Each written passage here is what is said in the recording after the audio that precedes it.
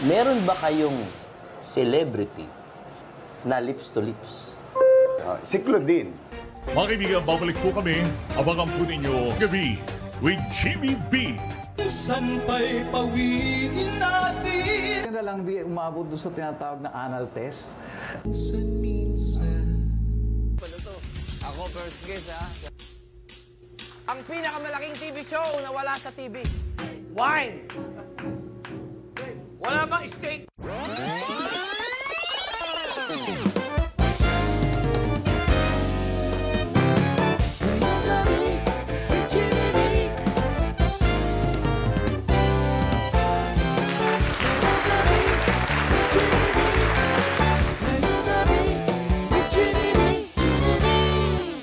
Alright! Welcome to Ngayong Gabi with Jimmy B Season 3!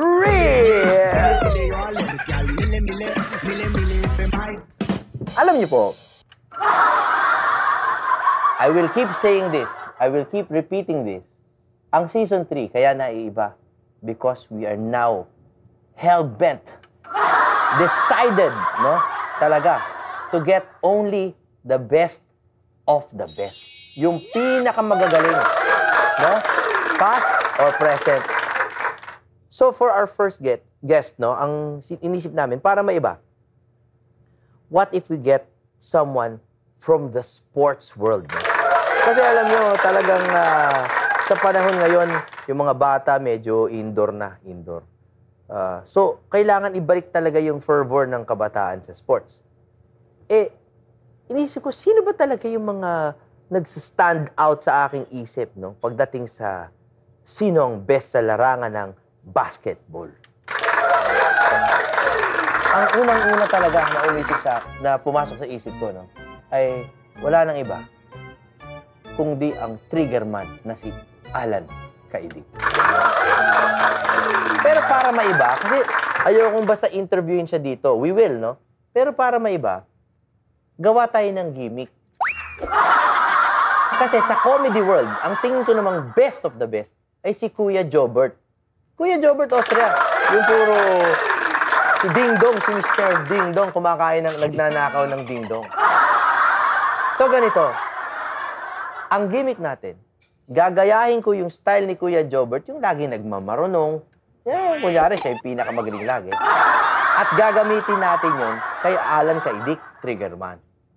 Tapos, pag na-video natin yan, padadala ko yan kay Kuya Jobert, kumuha tayo ng reaction sa kanya. Kung matutuwa ba siya o maiinis na ginagaya natin siya. Kuya Jobert, I love you. Sa sobrang love ko sa'yo, gagayahin kita. Kaya eto na, ang first guest, Alan Kaidik, Triggerman. Pero, ala Kuya Jobert. Uy! Ikaw pala, Andre! Hoy! Ay, Jobert, kumusta ka? Ha? Kumusta ka? Eto, ano pa rin, magaling pa rin. Hindi ko alam, naglalaro ka pala niyan, ha? Ha? Naglalaro ka pala niyan? Marunong ka pala niyan? Basketball? Hindi mo alam, nagbabasketball ako? Hindi, kala ko wala kang talent, eh. Tanga ka pala. Nung high school, tawag sa akin, MVP, eh. Hindi pa uso nun yung mga si MVP. Ganun ba? MVP na tawag sa akin. Most bardagul. Most bardagul player? Professional. Hindi, professional ako nun. Okay. Bayad ako nun, eh. Kaya bayaran lang 3,000 para, ano, yung dumayo. Taga-dayo lang. Yung pinagtatatalo ko lang yung mga liga sa barangay. Magkano ang pustahan nyo? Ha? Magkano ang pustahan nyo? Pustahan? Ano lang, yung buhay. Ano ba, is tubig? Ha? Kala ko is tubig, eh. Hindi. Pang mga walang alam yun. Yung sa amin talaga buhay. Marami na kaming... Alam mo na? Sige nga. Siyempre, secret yun. Hindi ko sa inyo sabi yan. Sige nga. Dati ako ano kasi, yung may mga PNP. Sige nga. Ganun. Yun, oh! Oo, ganun. Muntik na! Hindi muntik yun. Doon ko Kasi inaaral ko yan, yung mga rim, kung paano kaya patatamahin sa left part lang ng rim, kaganyan ako. O kaya, paano yung, kunyari, sa board lang, ganun ako. Saan mo gusto patamahin ko dyan? Siyempre, gusto ko shoot agad. Hindi, yung gusto ko, iniisip ko eh. Yun, sa left ng rim ko gusto. Bumuboard ka ba? Boarding? Boarding? Boarding. Ang tawag nga sa akin dati, hari ng boarding eh. Sa turn around akong ganyan, tapos biglang gaganyan ako. Sa practice, hindi siya pumapasok eh. Sige nga, isa pa nga. So, gaganyan ako, gaganyan ako. Kita mo? Aksidente muntik yun. Pa! Basta, ano ba, wala ka ba ibang tanong? Papractice ako eh, ha? Magpapractice ako. Hindi, gusto ko makita yung mga moves mo. Mga moves. Oo, yung mga crossover mo. Crossover. Oo. Pinasa sa akin. Ba't doon ka? Oo. Oh. Diba? Nakakalito. Basta ganun yun. Eh, Jobert, parang may malakas doon sa kabila. Eh, teka muna. Mamaya na yung... Bakit? Parang may malakas na naglalaro doon sa kabila. Eh, tingnan mo. Walang malakas dito. Ako lang. Yung mga picture na yan, bago lang yan. Dati picture ko yan eh. Hindi ako takot kahit kanino. Talagang ako, ang dami ko pinatumbukan sila. Lahat ng mga magagaling. Al David, Ben David. Tumbayan, lahat. Guys, ano ba kayo? Marurunong ba kayo? Maatras, oh. Marunong ba kayo? Gusto niyo ba akong kalabanin? Kahit sabay na kayo. Eh, wala itong bola na pang mahirap. Teka muna, Kuya Jobert, kaya mo ba yan? Kaya mo ba yan? Kaya mo ba yung mga yan? So, kahit dalawa pa sila. Ano, guys, 2-on-1 tayo. Meron ba kayo ilalaban? Meron kami ilalaban sa'yo. Ba't hindi tayo na lang? Match yun, match. Tayo na lang, match tayo. Ayan, Hindi tayo match eh. Kilala niyo ako, Kuya Jobert?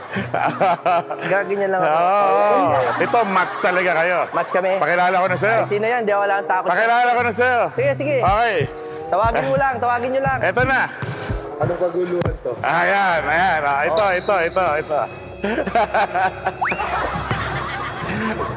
Yan ba? Yan ang ano nyo? Pambato nyo? Oh, kasi UE ako sa... alam ko, kayo ni Jerry, tsaka kahit nga si Jowo eh. Galing ka raw sa basketball. Saka UE Red Warriors ka pa, oh. Parang ako. Warriors din ako. Oo nga eh, hindi ko alam. Andiyan ka pala eh. Kasi tinuturuan ko yung mga bano. Sabi ko, wala bang magaling dito? Eh, UE ako eh. Kami UE ni rin Jerry ako. Cordillera, Jaworski. Yes.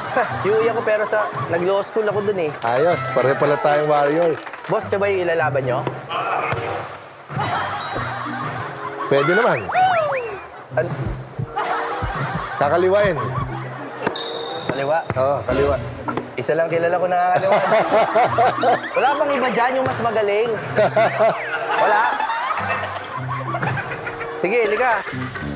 Birang araw to. Sige, 3-point shootout ba, idol? Pwede. Alam mo, tawag sa akin nung high school, Trigger Boy.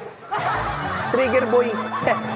Simulan na natin. Idol, Yes. bahala ka na kung saan mo... Kunyari, horse. Gusto mo, horse na lang eh, horse. Pwede rin. O, sige, okay.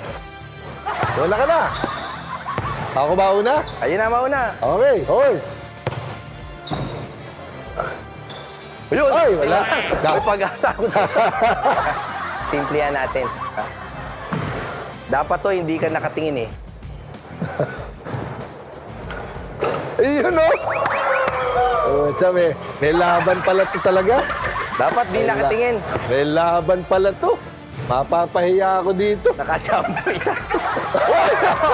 Siya, kita nyo, lumamang ako, kaidik ha. 1-0. H. Specialty niya to. Ang hindi alam ng tao, mas mahirap to. Sayang, kalap. Sayang. Subukan natin yung 4-point play. 4-point play. Down. Yan, bagong rule yan. Parang dito lang yun, ah. Di, dito yun. Bagong rule yan. Oh. Bagong rule sa PBA. 4-point play. 4 point play. 4-point shot. Kaya mo yan. Iyon, oh. Okay, wala ha? Ba't pakipatay naman yung mga electric fan? Hinahangin yung tira ko eh. May iwata dun, oh. Kakasar naman dito, parang may sabutahe. Aircon panda mo, dami. Panol. No? Oh, you're next. O, pareho ng H. Kayo pa rin. Ako pa. Okay. Free throw na lang. Free throw. Tayo sa free throw, pare. Ito, Sa likod. Kita nyo, patay ang trigger man sa akin. Oh, ayan, oh. Hoy! Ay, okay. Sa'yo na, wala. Laban ako, may laban ako. Dapat, kailangan to, mautakan ko to eh. Kailangan mautakan ko yung hindi kailangan ng lakas eh. Wala. Okay, ako, may naisip ako. Long bola. Isang ang bola, mahirap na. Dadalawin pa eh. Marami ako problema sa mga dalawang bola talaga eh. Dalawang bola. Si-shoot natin pareho. Isa lang. Ito na lang. Simplihan na lang natin. Free throw. Pero, nakatingin kay Ian.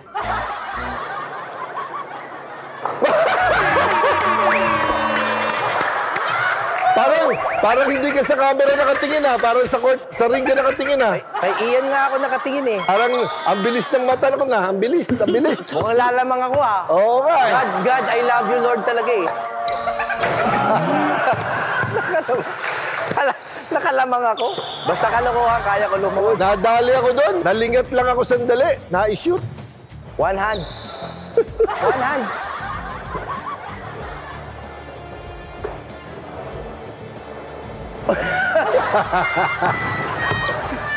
Lamang siya ngayon. Subukan ko yung one hand. Sige. Okay! Ang aaga magdiwang oh. Hirap yun ah. Okay. Okay, H-O. H-O pareho. Saan bola ulit? H-O, H-O. Gusto kong dalawang bola eh. For the second time.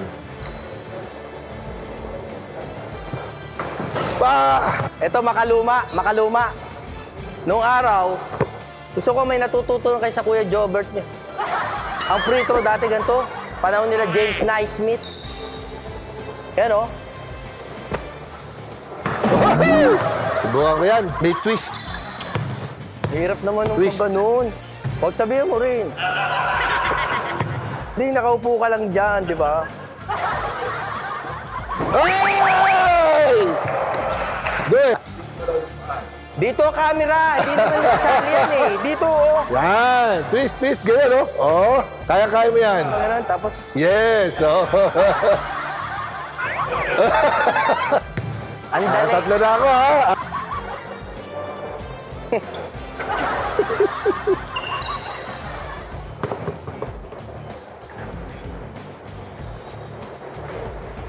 Teng! Boom. Hindi pa pasok. Ay, SOR. Okay, ma. Oh, dikit na. Wag. Lugit. Eh, 6'2 yan eh. 6'1 lang ako eh.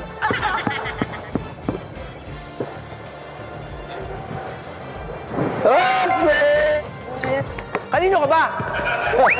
Hindi, kanino ka? Huwag yan eh. Kanina, nung lamang ako, sa akin ka eh. Tanggalin ko to eh. Yan, parehas tayo ng height dyan, ha? Parang hindi pa din eh. Hindi, parehas. Es na ako. Toing! Okay. Hindi, pinapractice ko, tapos nabitaw eh. H-O-R-S ako. Isa pa, bakit? 4-2. 4-2 lang eh. So, isa pa. O siya, ako Hoy, H-O-R-S. H-O-R-S na ako. Parang baliktad. Yes. Oo. Basta, ganun na rin yun. Okay. Ganun.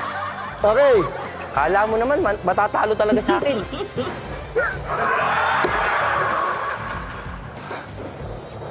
Ito na lang.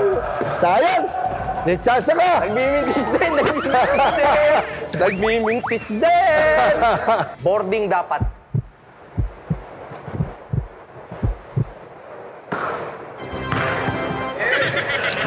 Mahirap yung angulo na yun sa boarding eh. Sa mga walang alam sa basketball, parang kumbaga dublete yun. Game. Okay! We will beat him at his own game. Oh! Nakahiga. Mahirap pa. Kailangan may abs. Okay. May abs. Sit-ups. Sumi-sit-ups. Sit-ups. Okay. Ganyan, oh.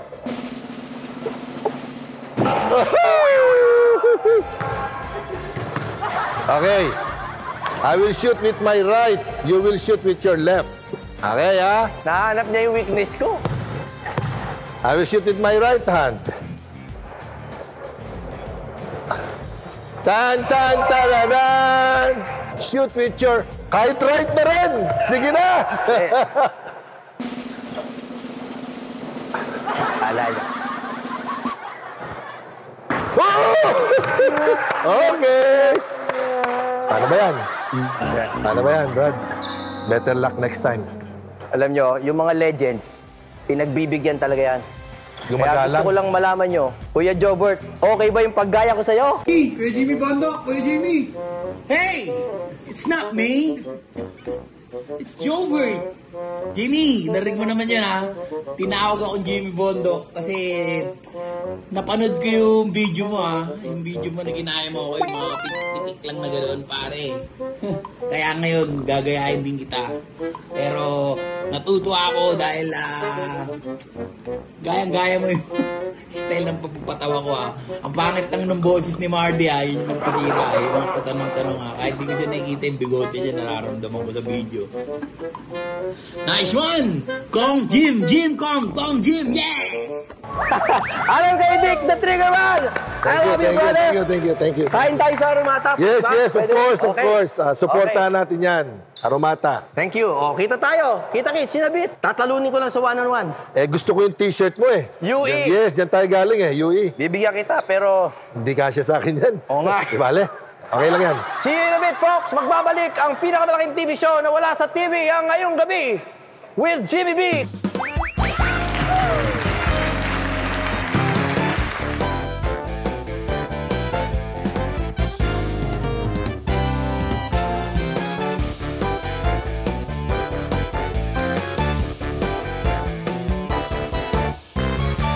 Welcome back to ngayong gabi with Jimmy B. Ang pinakamalaking TV show na wala sa TV.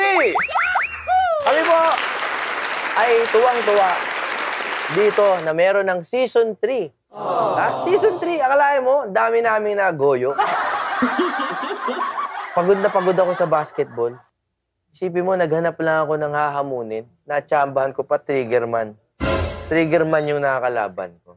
Pero, ito na po yung seryosong portion. Kausapin natin ng maigi ang aking idol at ang idol ng talagang generation namin, ang nag-iisang Triggerman, Alan kay Dick. Idol, maraming salamat. Maraming salamat, At Ben. pasensya ka na dun sa mga kalokohan kanina. Nag-enjoy naman ako eh. Maraming salamat sa pag-imbita. Nagulat ako na naka-HO pa ako, nakadalawa pa ako dun sa horse. May magaling ka rin naman. May halong tsamba talaga ang no? Una sa lahat, kamusta? Kamusta ang buhay-buhay? Okay naman. I'm still connected with basketball kahit na retired na. I heard. Yeah, I'm the commissioner of the PSL right Yes, now. Pilipinas Super League. Super League. Yeah. And maganda itong programa kasi we have a professional league at the same time, meron din kaming pang grassroots, no? Yung Pambata. mga pambata. So kakatapos lang yung PSL Global namin na very successful. Meron tayong mga in-invite na from other countries na Yes. mga Phil foreign players na naglaro dito. Magagaling ba? Ay, Meron, no? mataas Marami, ang marami. level. Oo, marami kaming na-discover. Alam nyo, yung liga-liga na yan, dyan muna tayo, no, pag-usapan natin yan. Medyo challenging din yan, no? Kasi, alam nyo, mga kababayan, ang isa sa nangyari talaga sa globalization, mabuti na kilala natin lahat ng mga nasa ibang bansa, tumaas ang level of competition, pero nung panahon namin, kahit sino tanungin mo, kilala si Alan Kaidik, si Rudy Distrito, kahit si Romy Mamaril, kilala yan. Kahit si Bulaong, kilala. Kasi nga, kakaunti yung napapanood. Pero ngayon, you're competing with the global stage, no? So, kahit yung mga players na bago sa Michigan, na college or whatever, kilala ng mga bata. What does that do to the PSL experience? Yung paano nyo ipapastand out yung Super League? Well, actually, this is a good opportunity for yung nga mga aspiring players na gustong maging professional players o masama sa national team in the future. So, itong opportunity na to na binigay namin, dapat i-grab nila to. Napakagandang channel na ma-showcase nila yung kanilang talent, makita ng scout. Alam mo, nowadays, very important kasi yung recruitment sa college basketball, Yes, even totoo yan, sa professional. So, kung makikita ng mga scouts itong mga players na to, malaking bagay to na ma-fulfill nila yung dreams nila na maging professional basketball player. So yung audience ng Ngayong Gabi with Jimmy B, if they want to support the PSL, paano? Saan siya pinapanood? Live or online or sa TV? Meron kasi kaming yung official Facebook page, no? Yung PSL or Pilipinas Super League. Dito nag-uumpisa kasi kami mag-uumpisa sa regional and then regional finals. Medyo NBA. Oo, parang gano'n. Format. Sa mga bata. 20 and under, 18 and under, saka 16 and under. Okay. Tapos, darating Wala tayo sa bang 5 national. feet and under dyan? Wala naman. So, and then, dadating kami dun sa global. May mga partners kami from the US, New Zealand, and even sa Europe na nagpunta dito mag-compete. So, gagawin namin to yearly na aabangan talaga ng mga bata para ma-fulfill nila yung kanilang dream. Galing. So, anyone can join. Literally, basta medyo you've got skills, no? Yes, correct. Bali, iikot kami sa buong Pilipinas. Mag-uumpisa nga siguro by next year uli. Mag-uumpisa kami nung regional qualifying by Luzon, Visayas, Mindanao, and NCR. And then magkakaroon ng mga finals, national finals, kung sino magre-represent sa Philippines. I see. So, okay. Alam nyo naman ngayon, mga kaibigan, no? Mga kaboses. Ang internet, puro reels. No? Puro reels. Kaya ang pag-interview ko, naiba na rin. Pang-reels na rin. Top 5 na ganito, favorite na ganito. No? Yan ang mga style ngayon. Kasi, Gen Z ako eh. Gen Z ako. So, gagawa tayo ngayon ng segment pang-reels. Okay? Una sa lahat, ito, hindi ko winaningan si Sir Alan dito. Ang segment na to ay pinamagatang, alam ba ni Triggerman ang statistics niya? Kasi ako alam ko eh. Kung siya hindi niya alam. Parang singer lang yan, di alam ang sariling lyrics. Maraming ganyan. Okay. Una kong tanong, Idol. Sige, pagbigyan pa natin, ha? Pagbigyan pa natin. Kailan si Alan Kaidik nag-Rookie of the Year? 1987. Galing, ha? Kasi, pinagbibigyan ko. Tulad nga kanina. Ang mabait kami dito, eh. Okay. Ilang times si Alan Kaidik nag-PBA All-Star? 8. Baka kinos mo to, ha? Walang coaching.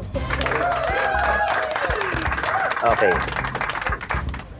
Pang-ilan kayo sa 25 PBA greatest players? Wow. Ano ba? Alphabetical ba yan? Hindi. Ano bang pang-ilan? Oo, meron. May ranking, eh. That's a good question. Hindi ko alam. Pero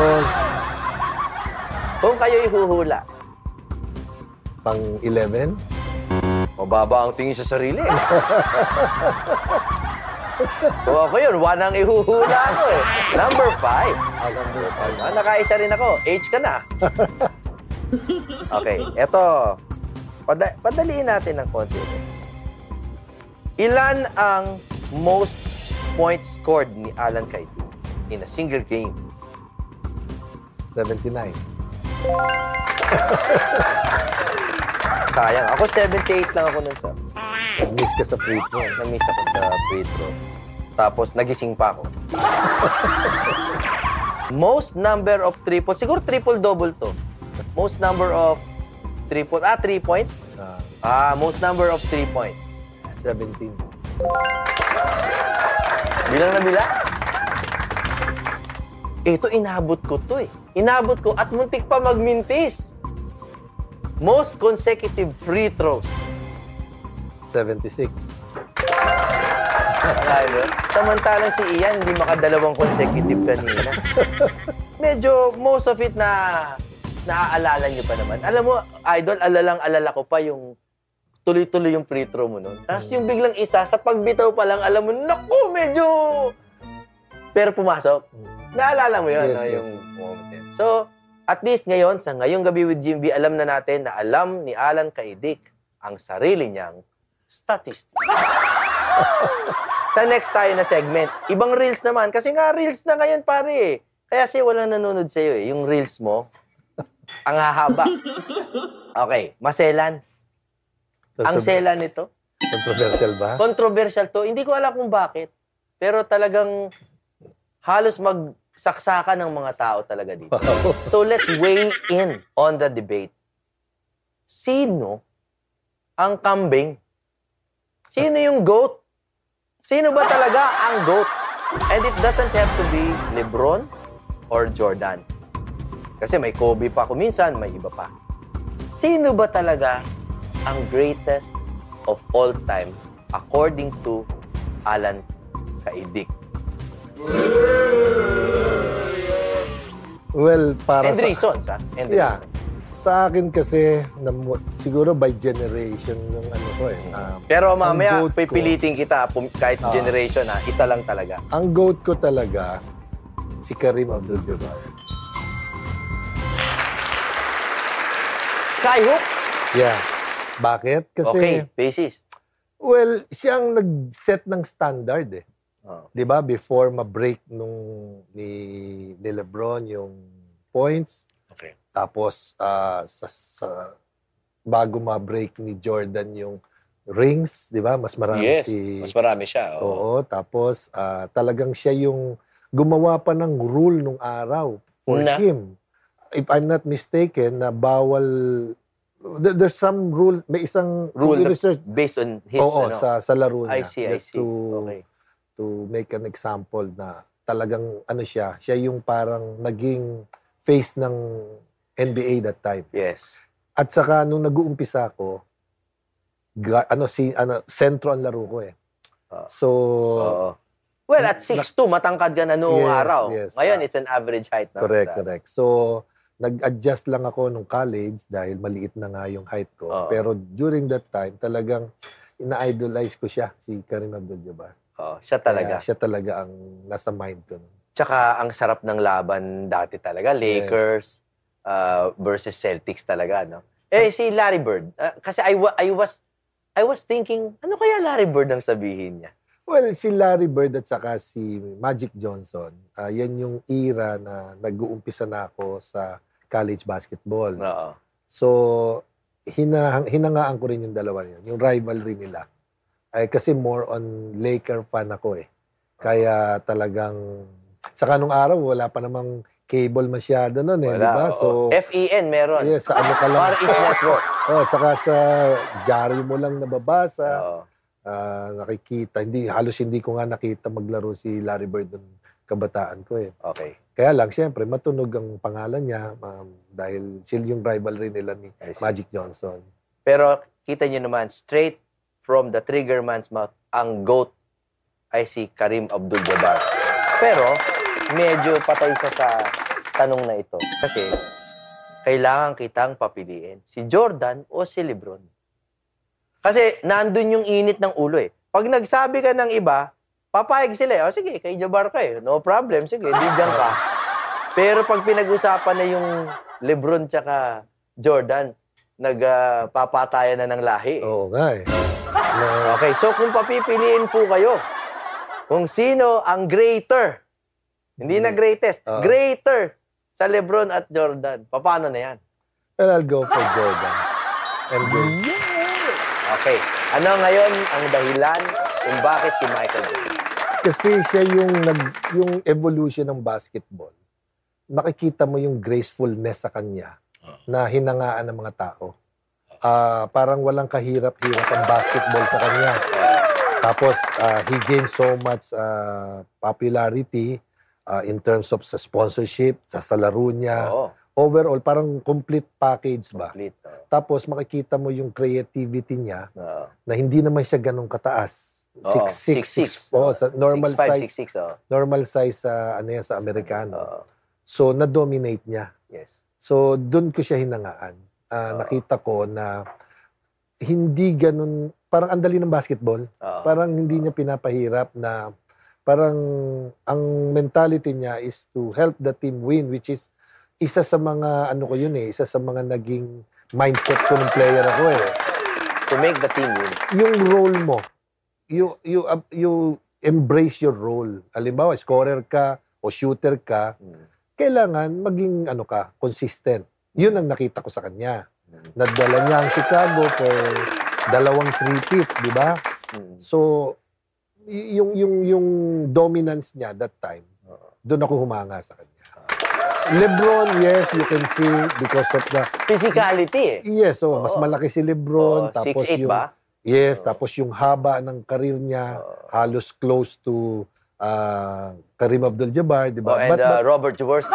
yes, but in terms of yung sorry, no, but I'll lean talaga kay MJ. Sorry, Ian, Ian, sorry. Alam ko, LeBron ka, pero I'll lean to... Pansinin yan. So, narinig niyo na po from the trigger man himself. Kung sa dalawa lang, kay LeBron at Michael Jordan, kay Jordan tayo. Hate in the comments below. Huwag niyo ako ibabash, ha? Hindi, mag-bash kayo, okay lang, basta yumamang kami. Okay, next, Reels. Nasa Reels tayo, sabi nga tayo, we're making Reels. Ganun na ngayon eh. Okay? Sino ang top 5 PBA players, no imports muna, of all time? Mula Billy Ray Bay. Walang input, eh. Ay, hindi, ibig sabihin. Yung era na yun. Yung era na yun. Oh. Wala mo nang import. Well, number 1 sa list ko, syempre, si Ramon Fernandez. Tito ko yun. Tito ko talaga? si Don Ramon. Pero halata sa height, di ba? Oo. Siyempre, hindi mawawala si Junmar Fajardo. Oo. Dahil 7-time o 8-time MVP. Okay, so dalawa na yan, Sa dalawa na yan. Don Ramon, Junmar. 3 at 4. 5 at 4 position, di ba? Lagyan natin ng... Bumubuo ka ng team din. Yes. Maganda yan. Para balanse ba? Fantasy. Yes. Lalagay ko si best point guard sa akin, si Johnny Barrientos. Oo. Number 1. Oo. Na dati noon Hector Calma eh. Naangatan lang ni Johnny. Pero tough decision, no? Yeah. Kasi Hector Calma medyo... Tapos, bilis din. ilalagay ko sa tres ko si Alvin Patrimonio. And then sa dos, si Bogs Adornado. Bogs Adornado? Yeah. Okay. Bakit? Siya yung barometer ng shooter nung araw eh. Oo. Bago ako Oo. makilala, Adornado yung nandun eh. Oo, si Diba? Bogs Adornado. So, siya nga yung tinanong mo sa akin na record na 79 points. Record niya yung na-break ko eh. Di ba? So, na 64. Kanya ba? Hindi ko alam. 64. Tapos na-break ko ng 68. And then eventually... Di ba siya nagalit sa'yo? Di naman. Mabait naman talaga si Bog. So, yun yung nakikita kong para sa akin. Yes. Top 5 po. Top 5. PBA players. Yes. Di ba? May reel na naman kami. Ganun na ngayon. O, ito na. Ikaw na lang bahala sa akin, ha? Maraming Joke. Pero ito, top 5. According to Alan Kaidik, sino naman ng top 5 imports, PBA imports of all time? All time. Mahirap eh. Kasi ang dami magaling eh. No? Top 5 na imports of all time. Number 1 sa akin si Bobby Parks. Yes. Short reason. Quick reason. Siya kasi yung nung time na naglalaro ko sa PBA, siya yung medyo talagang dominating na hindi siya fancy pero Hindi siya effective. fancy. At saka ilang beses din siyang nag-best import. Kaya nga yung best import award, Bobby Parks Award yun eh, ngayon eh. Bobby Parks Award. Pinangalan sa kanya. Kaya deserving naman talaga siya Okay. masama sa 5 ko. Okay. So, Yes. next. Tony Harris. Tony Harris. Yes. Ang hirap bantayan yan. Tsaka napakabilis naman kasi Ang talaga. hirap bantayan yan. Talagang dinodouble team na namin yan. Nandadaya pa kami, lalagay kami ng yung mainit dito. Papahid namin sa kanya. Wala, binabrush up lang niya yun. Totoo ba yan? Oo, totoo. Minsan, di ba yung mga omega o yung mga painkiller? Bad boy ba si Tony Harris? Hindi. Hindi, no? Laro Mukha lang lang, no? siya, laro Kasi lang nung parang may angas siya, no? Nung hindi pa uso yung maangas, eh, no? Yes. Pero okay siya. Ayan. Tsaka nagbi-between the legs yun sa between Yes, people oo. eh. Between two people, magbi-between Yes, the legs. oo. Ako nagturo sa kanya eh. Yung third. Ito, mahirap eh, yung the remaining 3 eh. Pero since I'm a Toyota fan, i-acknowledge ko si Andrew Fields. Oo. Kasi siya yung namulat kung isa sa mga isang import na talagang nag-dominate din ng time na yun. Okay. Hindi nakilala ng mga bata yan. Oo, pero naku, nung araw. Oo. O sige, okay. Siyempre, hindi mawawala Dalawa. si Black Superman, Siyempre, si Billy Ray Bates. So, yun yung pang-apat. And last ko siguro, baka magalit sa akin pag di ko sinama eh. Si Mr. 100%, si Norman Black, Norman si Black, Coach siyempre. Norman. Sama yun sa top Pero five. totoo naman kasi, bukod sa Burlington basketball team, no, talaga namang player pa lang siya, coach na siya eh. Yung mag-isip. Yeah. Parang, kumbaga sa musician, producer, mag-isip. Madami kasing magagaling na players, no? Pero binase ko yung 5 ko dun sa effectivity nila Sa team. Overall, yeah, sa To team. make the team win. Oo, yes. Kasi marami, sasabihin mo, sa import lang sa Preston, dami kong naging teammates dyan na magagaling. Sila Terrence Bailey, Oh, yun. Michael Gusto ko Young, Oh, si di ba? Michael Young, oh. Dami. But si Joe Binion, Sino nga ba yung boyfriend ni Ilona Jean dati? si Tony Tony Harris, Harris, di ba? Oh. Alam mo rin yan, ha? Oh, ay, siyempre. Batang 80s ako eh. Oh, okay.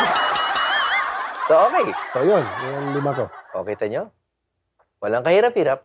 Meron na naman kaming bagong reels. Okay, next. Magaganda eh. Very interesting question. Ayon kay Alan Kaidik, sino ang best PBA team of all time? Ang hirap niyan. Alam mo, buong gabi ako nag-iisip. Pinag-iisipan ko maigi. Sabi ko, hindi ko yata kaya sagutin to. So, eto na, from the existence, from the inception of PBA, sino ang, and you can be biased if you want it to be your own team. Pero, sino, pero kailangan, ika nga sa law school, justify your answer. Isa lang ang naisip ko. Kahit na Toyota fan ako, I consider Crispa. Crispa, The Redmanizers. the best team. The Redmanizers. Sila lang ang nakadalawang Grand Slam. Sa bagay. Di ba? Very simple. Different sets of players, pero napag-Grand Slam. Ibig sabihin, maganda yung organization. Under Baby Dalupan. And Tommy Manoto. And yung Tommy isa. Manoto. Yeah. So, makikita mo na isang organization. UE din yun, Dalupan. Yes, yes. Boss natin yun. Oo, boss natin yan. What makes, sino yung key players ng Crispa nung araw na palagay mong nagpa-champion sa kanya? Siyempre, Atoy Ko, tsaka Philip Cesar, yung tandem nila. Tapal King. Oo. Tapos, nung sa second naman nila, natulungan sila ng Upcore Boys, di ba? Yung akyat din na Yoyo Villamin, Oo. na Cristobal, Tama. Padim Israel. So, maganda nung core eh. Kahit hindi ako Crispa fan nun, talagang humanga din talaga ako sa kanila. So objectively, you think that the best team of all time, Crispa Redman. I think so. Narinig nyo, you heard it here first. Alan Kaidik has committed na ang best team of all time, Crispa Redmanizer. According to Alan Kaidik, the trigger man, Dami pala to. sino ang best coach of all time? Coach. Yan, ako, controversial yan. Saka maraming magagalit sa'yo, nakakatuwa naman. Best coach. Best coach. Ay, no-brainer. I'll go for the most number of the winningest coach. I'll go for team coach. Siyempre. Masyadong undeniable. Yeah, oo. Medyo, kahit lahat ng coaches may kanya-kanyang traits yan eh. Pero for him to sustain that how many championships, di ba? 19 ba? Or Yeah. 20 plus? Nandyan. Oo. So, akala natin yung record ni Coach Baby Dalupan hindi na masusurpass. But na survive. Isang championship lang, ang hirap eh. What more, ilan yun. Yung ganun. So, I hats off to him. May reels na naman ka na. Okay, di ba? Konti na lang, idol, ha? Pasensya Yes. na at maraming Okay lang. salamat. Kailangan nyo sagutin to. According to the Trigger Man, sino ang mas magaling? Si Alan Kaidik o si Atoy ko? Tatay tayo dyan. Magkaiba ng laro eh. Hindi, kailangan kasi pareho shooter eh. Kahit papano, kayo lang ang nangingibabaw pag sinabing shooter. Noong araw, talagang Atoy ko or Alan Kaidik. Sino ang mas magaling? Siyempre, magalang ako eh. Doon ako kay Atoy ko. Alam mo si Atoy, ano yan eh. Matagal ko rin naging teammate yan. Tapos siya pa yung presidente ng PBA Legends. Yung trust fund namin. Yung Okay. PBA Legends Foundation. Maganda rin yung relationship namin eh. So, para wala nang kontrobersyal. Siya na lang? talaga. Hindi. Talagang siya naman po. Nagbibiro lang ako. Talagang, sino ba naman ang makakagaya? Wala akong nakita na isang player na gumagawa ng turn around, fade away Totoo naman. na jump shot. Na jump shot. Ang Kasi hirap joke lang yun noong araw eh. Oo, na jump. Siya lang ang kauna-unahang player na nakita ko na tumitira ng 3 points off a transition break na pinapayagan ng coach. Oo, lisensyado. Lisensyado. Naikwento ko nga dun sa ibang mga kaibigan ko na ginaya ko sa kanya yun eh. Kaya nung yung transition na walang rebounder, titira ka ng 3 points. Ngayon, ordinary na lang kasi nakikita sa NBA, Steph Curry. si Clay, di ba? Lahat sila, ganun na yung ginagawa. Even big men, di ba? Pero siya lang yung unang-una kong nakitang ganun. Pero yung ginagawa niya nung prime niya, ang hirap nun, sa totoo lang. Maski ako, hindi ko kayang gawin yun. Kaya talagang hats off ako dyan kay Atoy. Medyo sumama nga lang ang loob niya nung time na magka-teammate kami niyan nung rookie year ko. Okay. Kasi nakuha ko yung spot niya. Ako na yung ginagamit masyado ni coach. So, para mong sinasabing mas magaling ka pala. Hindi. Ay, hindi. Parehas kami ng ano. Hindi, nililino ka lang. Gusto ko maganda yung reels eh. Hindi. Talagang hats off ako Hindi dyan ko kay alam ang Atoy. sagot talaga. Okay. Safe answer yan. Safe answer. Okay. Konti na lang. Kaya pa ha? Kaya pa. Konti na lang. Kakayanin. Konti na lang. Doon tayo sa mga... Makiuso naman tayo sa mga uso ngayon sa SOCMED. Yung Caitlin Clark fever. Nasasabayan mo ba si Caitlin Clark? Nakikita mo siya? Yeah. Totoo ba to o hype lang? Magaling siya eh. Makikita ko yung ano niya talagang she's proving the critics wrong eh, 'di ba? Makikita mo na every game ready siya. Nakikita ko yung fire niya na makikita mo sa game niya, yung mga reels niya na may direction yung gusto niyang gawin eh. Hindi lang yung pa-cute or 'di ba, yung tipong makatatlong 3 points lang, tapos na, parang okay na, kota na. Hindi. Siya talaga, may gusto siyang patunayan. She wants to make a name for herself. So, yun, nakikita ko talagang kaya nagkakaroon ng interes ang tao dahil unang-una, may tsura. Pangalawa, magaling. Tapos, yung self-confidence niya, di ba? Pag ini-interview siya, medyo knowledgeable din eh sa brainy rin eh. Oo, brainy siya. Hindi siya parang player lang. Like, may maturity siya. Like, nung nag-init yung kakampi niya, hindi siya pumayag na mag-sub eh. Parang sabi niya, mainit eh. Sige, siya muna. Yeah. Diba? Maganda kasi yun sa isang player eh. Yung all around, yung hindi lang yung galing mo, pati yung attitude, napaka-importante nun. Okay. Dalawa na lang. Reels na naman tayo ha. Reels making tayo. According to the Triggerman, Alan Kaidik, sino of all time ang pinakamagaling na UAAP team? UAAP team? UAAP na team. Ha? Of all time? All time. Of all time. Wow. Well, pakibasa mo nga yung suot mo. Ano ba to? Pula. Kasi, parang may warrior ah. Oo eh. Kasi, if I'm not mistaken, we used to be the winningest team sa basketball. Oo. Kaya lang na-surpass ng FEU yata, di ba? Oo. But, 85 ba? 85 yung huli. Yung huli, Oo, parang we had like 18 championships or 19. Pero na-surpass ng FEU. Oo, correct. But, UE still has the record of the consecutive championships, which is 7 straight. Muntik nang ma-meet ng Ateneo, 5, di ba? 5. Ang UST 4, di ba? Pero yung UE is 7. So yung, kung pagbabasihan ko yun, doon ako, syempre, matter ko yung UE. Ay, syempre. Diba? Hindi, saka may stats naman to. Yes. Okay.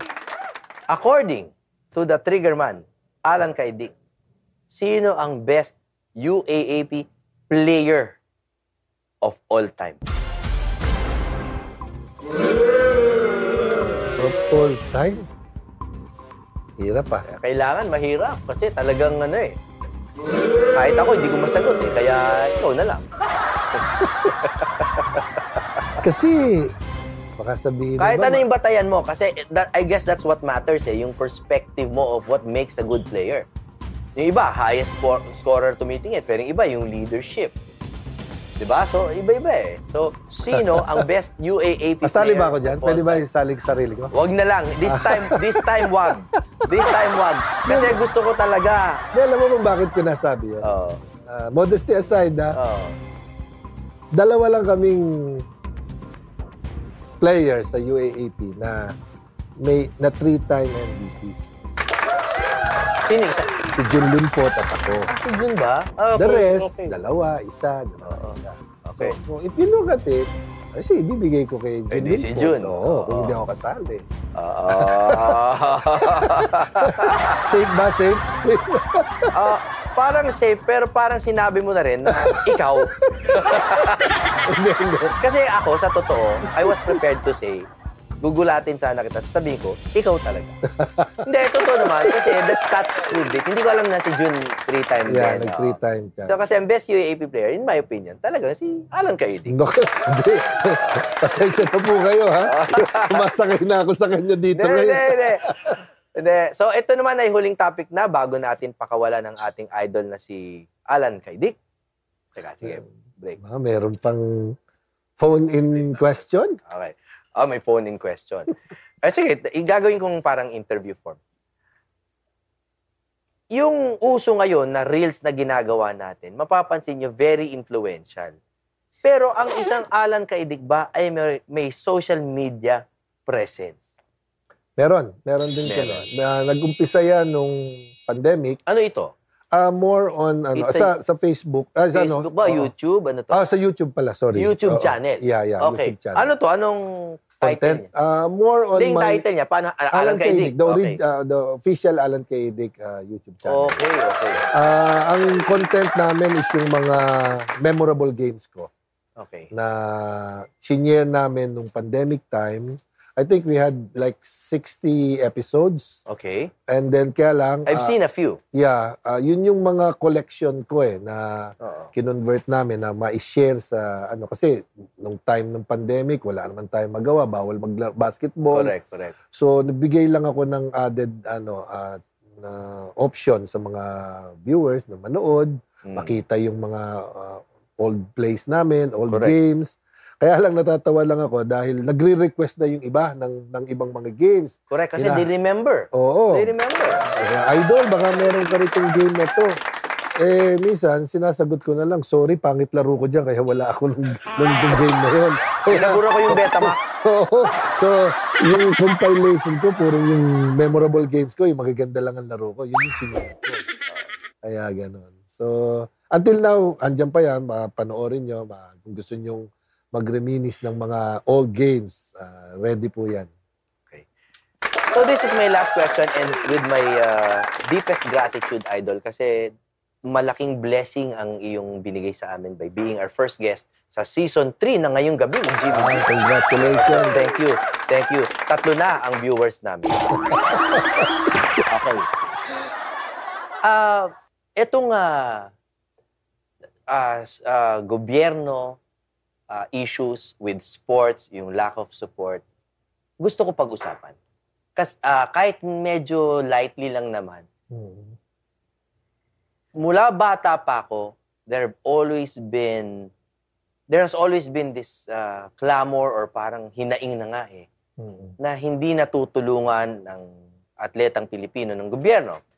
And I thought, maybe in a few decades, masosolusyon na. Eto na ako, magpi-50 years old na ako. It's the same thing. Alam naman natin yung kay EJ issue sa mga pole vault, ngayon sa basketball. Yeah.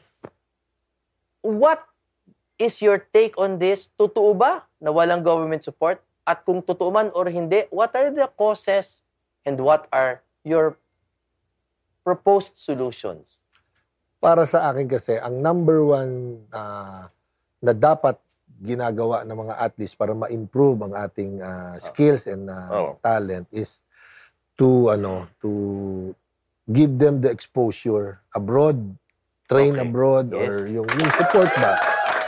Pero paano gagawin yun kung walang support, di ba? So, ang kailangan natin talaga dyan is yung partnership with some privado? Yeah, private sector. Kasi hindi kakayanin ng gobyerno lang sa tingin ko. Bakit? Maraming red tape na nangyayari along the way. Tapos, unang-una kong nakikitang problema kasi dyan, yung mga NSA. Yes. Iba-iba kasi sila ng they parang nagbibigay sila ng solusyon based sa kapakanan nila Hindi sa kapakanan ng in general. Very controversial yan. I'm glad you're saying it. Yeah, yun lang yung obserbasyon ko. No? Kahit Tsaka wala namang mali siya yung sinasabi mo It's just an honest observation na talagang kuminsan yung kapakanan nila or sabihin ng ibang interest. Interest ang kailangan nilang i-feed. Hindi ko naman nila lahat. But eventually, may mga lumalabas. Bakit? Kasi yung mga athletes din ang nagsasuffer. Sa kanila ko rin naririnig yung iba. Kahit sabihin mong palitan ng leadership ng PSC or POC, whatever. Basta, nagkakaroon pa rin ng problema within the mga NSAs, di ba? So, doon, sa pagre-release ng budget o sa whatever, yung priorities, sa equipment, medyo ang daming mga problema kung iisa-isahin mo. Kulang ang 3 segment ng reels mo para dito. Komplikado talaga. Pero para sa akin, kung talagang meron tayong partnership with private sector na talagang makita mo naman yung mga favorite sports ngayon, di ba? Yung naglalaro abroad, nakikita mo yung unti-unti may progress di ba? Yes. Paano yung mga hindi popular sports, di ba? Kailangan din ng support ng ng private sectors, di ba? May pickleball na nga Correct. So, yun yung kung makikita mo ang volleyball, biglang umangat ang popularity, di ba? Kasi merong mga sponsors na ng mga pribadong So, bakit ganun? Kasi nga, may interest yung kailangan magkaroon kasi ng talaga na bukod dun sa interest na pampersonal, merong malasakit kung sino man yung mag-lead nung para sa bansang Pilipinas. Kasi iba yung Ako ilang beses ako naging in other words, hindi pwedeng basta purely negosyo lang. Yes, exactly. Nakuha mo yung point. Yeah. Hand in hand yan. Talagang hindi mo. Kasi kung aasa ka sa gobyerno talaga lang for the funding, mahirap. Masyadong kulang. Kulang talaga. Kasi sa hirap ng buhay ngayon, ang daming mga problema, hindi lang sa sports. Di ba? Maraming aspects na kailangang unahin ng gobyerno. Pero sa sports, malaking bagay kasi itong alternative na bukod sa ehersisyo, maano pa yung mga kabataan na maano sa tamang direksyon, hindi sa kung ano pa man. So, kailangan din suportahan talaga ito. Correct. But kulang talaga. Yan ang nakikita ko dyan. So, yun talaga. Oo. Kahit palitan mo ang leadership, kung wala pa rin kahit talaga. Kahit presidente, palitan mo kung... That doesn't matter. Basta sa akin kasi is hanggat hindi nag-unite yung mga... Kasi yung mga NSAs ang nakikita kong nagiging dyan na pagka hindi gusto yung Parang may patakbo ng- gatekeeping no? Parang ganun So, hindi ko nilalat, sabi Hindi ko. nila lahat, Pero hindi nila lahat. may mga nakita rin ako. Tsaka meron ako mga kaibigan din, mga former athletes at saka yung mga ngayon, mga kabataan na naririnig ko yung mga sentiments nila. Sentiments. Yeah. Okay. Well, Idol, napakasarap na usapan. Kaya ko makipag-usap sa'yo hanggang hating gabi. Pero all good things must come to an end. Yes. Pero alam ko, cheesy na to, pero people look up to you. Kailangan ko humingi ng final message sa inyo. Sa mga fans nyo na nandyan pa rin. Kasi, ang ginagawa ko talaga tong show na to, dahil naiinis na ako sa nakikita ko minsan sa social media. Mm-hmm. Kung wala tayong magawa sa lason sa social media, lagyan na lang natin ng positive vibe.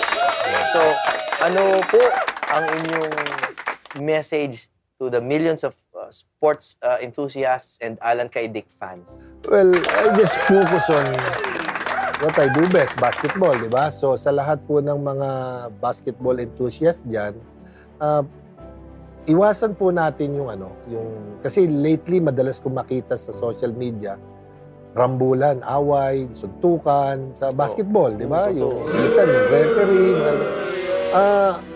Ito po yung passion natin Dapat mahalin natin. At saka, huwag po nating pasukan ng init ng ulo. Kasi talagang, yan ang titignan ng mga kabataan Pag nakikitang nasiko o na biglang babawi, susuntok na, tapos mumura na, kaliwat kanan. So, mahalin natin yung sport. Ako, minahal ko yung basketball Ito ang naging buhay ko. Ito ang pinakain ko sa pamilya ko. Correct. Hanggang ngayon, binalik ng basketball sa akin yung yung aking serbisyo doon hanggang ngayon, nasa basketball pa rin ako. Kahit retired na ako, nag-i-enjoy pa rin ako maglaro. Kaya, yun lang ang mapapayo ko sa lahat ng mga nag-a-aspire ng mga bata. Keep working hard, pagbutihin nyo, paglalaro nyo, at saka, hindi ganun kadali. Akala nyo, basketball, kuha kayong bola, shoot lang kayo. Hindi po. Mahabang proseso rin yan. Marami kayong dadaan ng roadblocks. Marami kayong dadaan ng mga trials, challenges. So, doon sa mga aspiring kids dyan, hanapin nyo yung way para makarating kayo doon sa goal nyo. Huwag kayong hihinto at you'll turn your back. Maraming way dyan para maging successful. Basta't nandun yung passion, yung pagmamahal. Iwasan lang natin talaga yun. Hindi maiwasan ng init ng ulo kasi ako, at one point, meron din akong mga issues before nung kabataan ko hanggang sa nag-mature ako. Pero sa nakikita ko ngayon, huwag po natin gayahin yung mga bad examples na nakikita natin sa social media na ngayon. Konting lang, away, suntukan. So, yun lang ang gusto kong ma-share sa mga kabataan ngayon. Pursue, follow your dreams. And siyempre, with a little prayer, will lead you the right way. Kaya, yun lang po. Maraming salamat. Narinig nyo straight from the triggerman, Alan Kay Dick, a message that does not apply only to basketball but in life. Huwag natin daanin sa init ng ulo ang kahit ano. No? Umiinit na masyado ang temperatura sa social media. Magpalamig ng ulo, magpagaling ng skills, at magdasal sa Panginoon. Meron kaming konting regalo dahil napakayaman ng show namin. Meron kaming pakape. Galing sa Captain's Brew, ang aming sponsor. Sila po ay tawagan nyo lang dyan sa number sa baba dahil hindi ko mabasa ang teleprompter. Ito po ang aming regalo. Very small, pero maraming salamat po. And of course, Aromata. Yes. Sana nagustuhan niyo yung food namin. Yes, masarap. I will recommend. Punta po kayo rin sa Aromata. Triggerman, we love you. Maraming salamat po sa inyo. At sa pagbabalik, mula sports, punta naman tayo sa music, mula sa best basketball player, sa best drummer. Dito lang, sa best show na wala sa TV. Ang Ngayong Gabi with Jimmy B. Yes.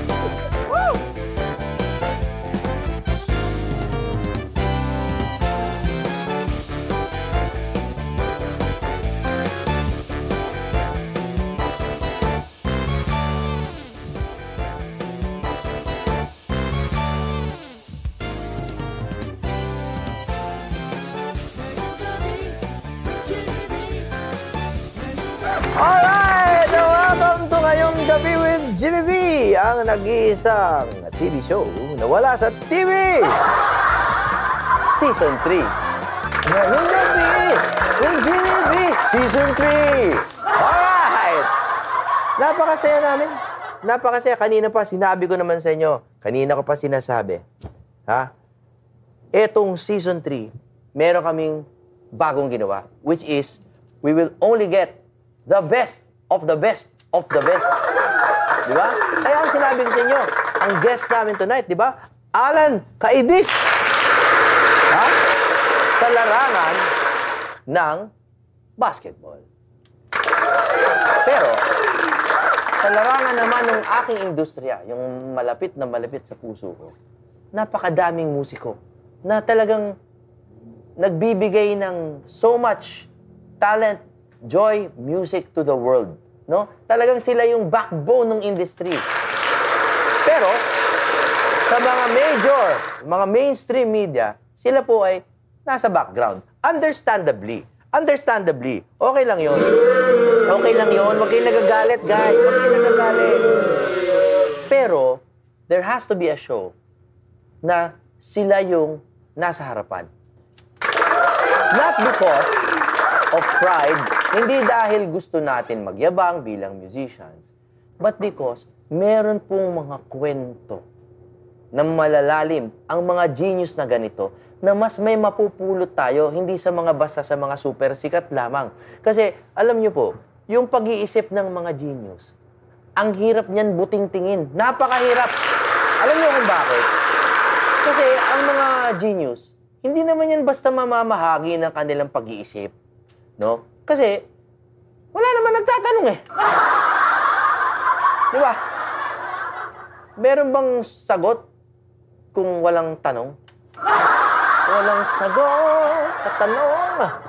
So, dito sa show na to, tatanungin natin yung thought process ng who I feel are true geniuses. Why?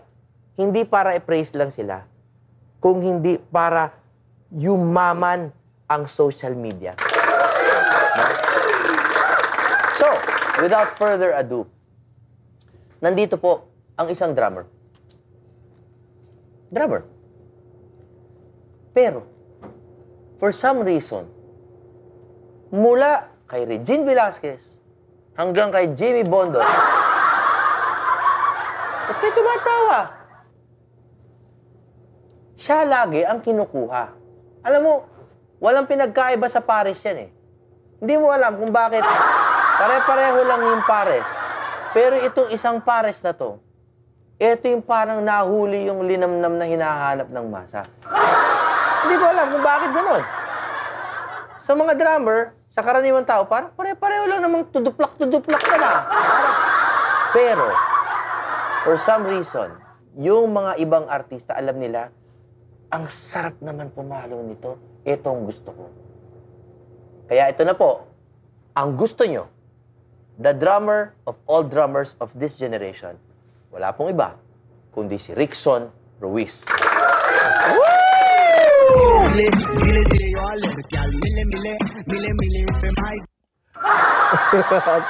Tawagan namin Papa eh. Hi, Papa. Hi, Papa. Alam mo, gustong-gusto ko talagang magpasalamat sa'yo. Dahil, alam mo, ikaw ang una kong guest, ha? Dito sa Season 3 ng Ngayong Gabi with Jimmy. Why? Because as I told them, we will only get the best of the best. Kamusta Grabe tayo? naman yun kay Jimmy. Hindi, okay lang. Alam ko, humble na humble to eh. Kaya huwag kang mag-alala. Ako bahala sa hambog. Papa, mandatory question. Po. Kamusta ka na? Okay na okay po. Okay lang po. Salamat Kagabi, po. galing ka yata sa tugtugan na naman. Opo. No? Kanino ka tumugtog? Julian San Jose sa Kaystel. Oh. SB19 po. SB19. Oh, ito yun. Dati, ang tinutugtugin niya lang yung SB. Hindi South Border, Sabado Boys. Ngayon, nasa SB19 na siya. Medyo bumaba. Diba? So, Papa, you are the busiest drummer that I know right now. You record in the morning, you perform live in the evening, kailan ka natutulog? Grabe. Natutulog pa rin naman Natutulog ako. ka pa naman. Natutulog Hanggat may ka pa oras naman. po ng pahinga. Okay. Opo. You know, let's talk about your beginnings, no? Kasi every time I ask you kung kailan ka nagsimula at paano, you always give the attention back to your father. So, ano ba talaga ang kwento kung paano ka nagsimula mag-drums? Opo. Ayun na, katulad sinabi nyo, ang father ko po is drummer din po eh. Oo. Ang pangalan niya ay Ricky. Opo. So siya nag-influensya sa akin, siyempre nagturo. Lumaki akong may drums talaga sa bahay eh, sa environment namin, puro music. Kasi ang father niya po is trumpet player din. So ang kan namin sa side ni daddy is musicians po talaga. So siya yung nag-ano sa akin, nag-influensya, nagturo mag-drums. Hanggang ngayon, ang dami niyang naano sa akin. Ilang taong ka niyan? Ano yung naaalala mong age na may pinaghahampas ka na? 3 years old po. Since 3 years old po. 3 years old. Nag-drums na po ako. Okay. 3 years old. Alam mo, hindi porke bata nagsimula magaling eh. No?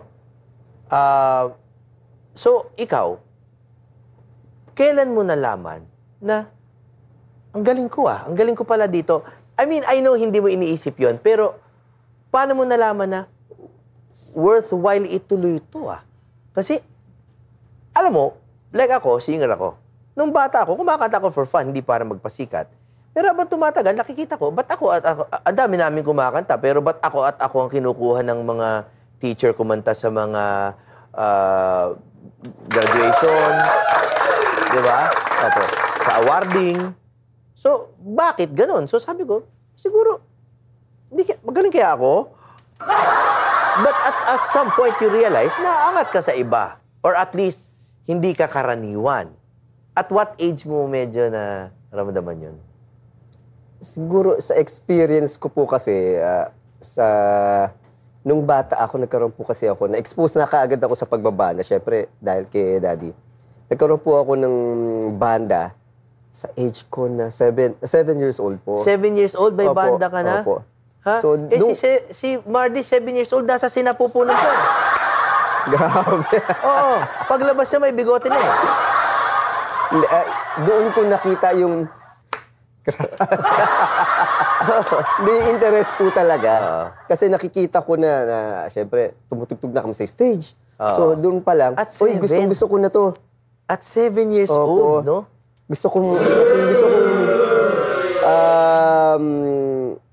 Siguro gusto kong maging profession ko. Ano una mo tinugtog? Sabi Palagay ni mo? Daddy, 3 years old ako, yung Sweet Child po. Sweet Child! Opo. Talaga? Saka Sweet Child, anak. Ika nga ni Paulo Santos. Tama. Tama po. Diba? Sweet Child, anak! Hindi simple yun. Hindi simple ang Sweet Child. Although 4/4 siya na... Opo. Pero hindi simple yung pakiramdam nun. May hot, yung medyo bukas, di ba? Opo. Ayun, Bakit yun? Wala lang. siguro Yun dahil ang- straightforward, sabi nyo nga po, ay straightforward groove siya na rock-oriented kasi. Okay. Si Daddy kasi rocker talaga siya. Yung banda niya, rock band po.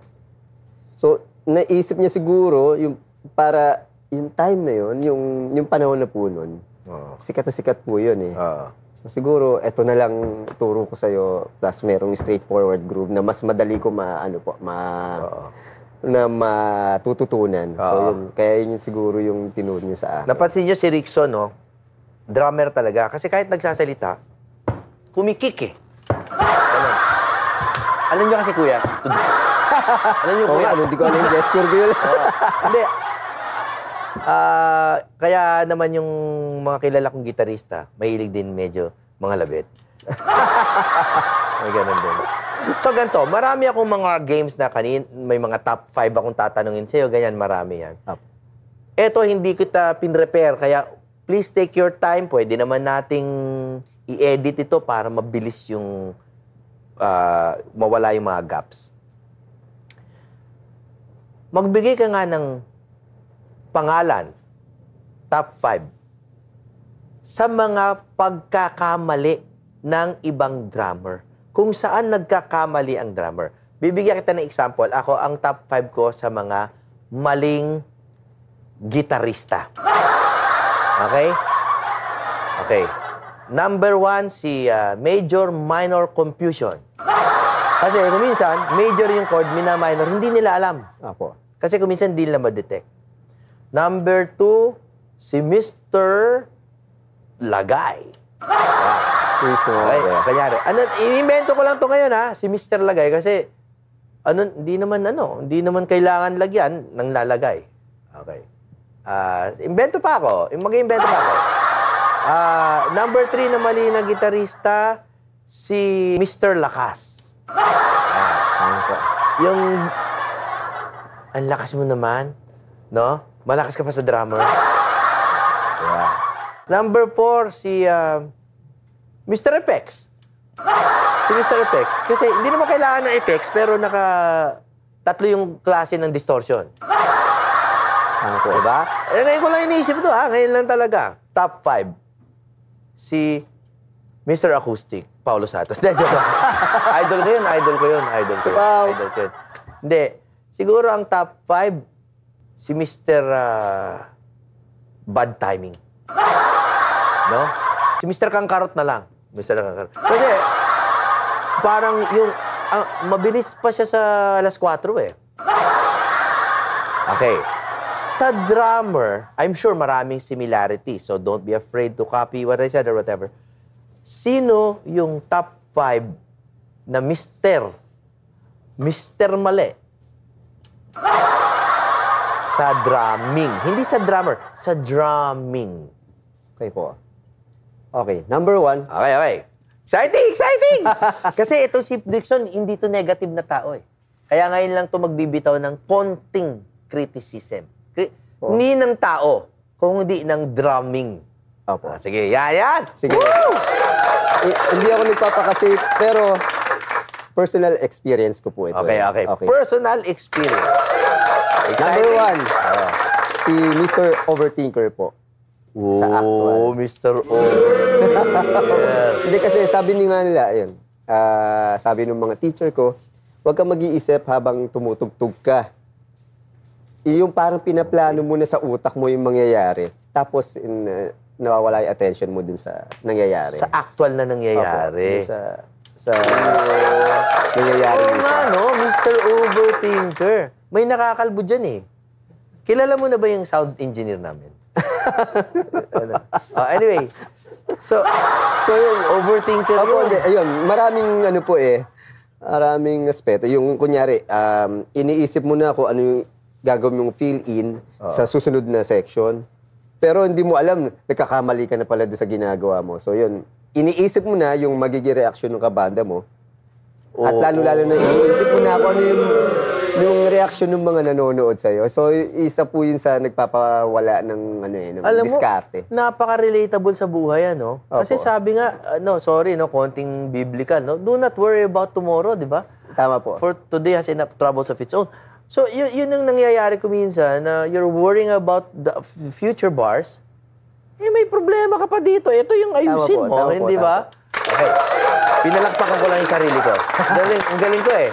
Tama po yun. So, siyempre. Okay, so Mr. Overthinker. Top 4. Okay. Number 4. Paano pala tayo? 5, 4. Sige. Kahit why din ang gusto mo. Yung attention naman. Yung pagiging sensitive sa tugtugan. Okay. Si Mr. No Attention. Opo. So, dahil nga nag-overthink ka na, napapansin mo lang yung ginagawa mo. So, yung attention mo dun sa nangyayari, wala na. So, yung hindi mo na napapansin yung ginagawa ng mga kabanda mo, iba na pala yung ginagawa mo. So, hindi ka nagiging sensitive dun sa nangyayari. Mahirap yun, no? Kunyari, Mr. Big yung tinutugtog nila, tapos nasa switch hand ka pa rin, no? Opo. Mahirap yun. Kakaiba na yun. Kakaiba na yun, no? Iba na So, yun, ibig sabihin, katulad nung sinasabi niyo po kanina ng mga pagkakamali, yun na, yung hindi ka na, dahil wala yung pagiging sensitive mo, hindi mo alam yung volume mo, lumalakas na. Yes. Overpower mo na sila. Oo.